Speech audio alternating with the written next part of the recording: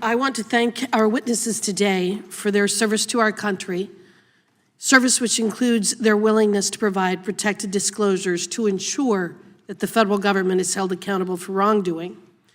We've heard their testimony, and my colleagues will ask more questions so we can further understand the wrongdoing they have exposed and the retaliation that they have now suffered.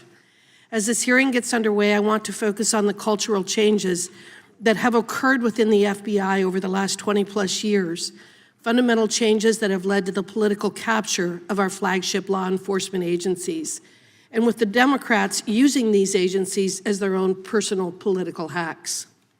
What happened that allowed for politicization to permeate every facet of the FBI?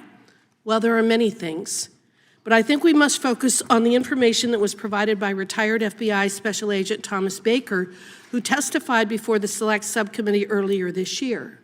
Mr. Baker explained that in the aftermath of 9/11, and upon being embarrassed by being scolded by President Bush for not being able to stop it from happening, then FBI Director Robert Mueller made the decision to fundamentally change the FBI from a law enforcement body to an intelligence-driven one. Such a redirection of the very purpose of the FBI resulted in centralizing its power in Washington, D.C., while placing less emphasis on the field offices.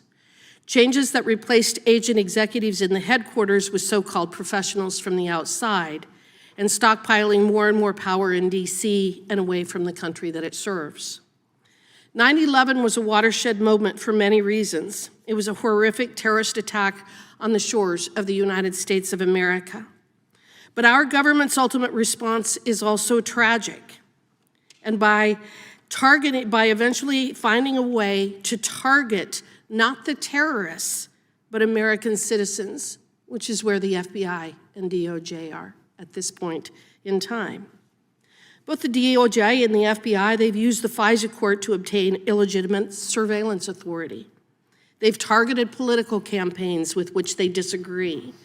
They have created a Russia hoax to cripple a duly elected president. They have targeted Catholics for exercising their faith. They've targeted parents for wanting to protect their children. And so what we can say in short is that the eye of Sauron has turned inward, and it is burning with a white-hot intensity that seeks to destroy everything in its path. What I think we can say is that as the DOJ and FBI have become more political, they have amassed more power. And as they have amassed more power, they have become more political. This is a vicious cycle that must be stopped. To be blunt, the leadership of the FBI and the DOJ are corrupt. I will name names. Christopher Wray and Merrick Garland are corrupt. They know it, we know it, and the American people know it. Congress needs whistleblowers like you so that we can conduct our oversight and correct course on these abusive federal agencies.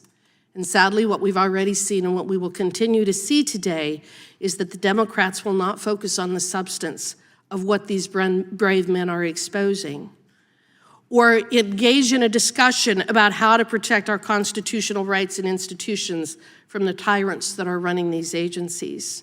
Instead, what we will see is that they will deflect, they will call the witnesses names, they will scream MAGA and extremist at the top of their lungs, they will attempt to impugn your integrity, but make no mistake, they are simply trying to cover up the unforgivable and the indefensible, which is the creation of a two-tiered justice system based on political beliefs and the corruption of our political elites.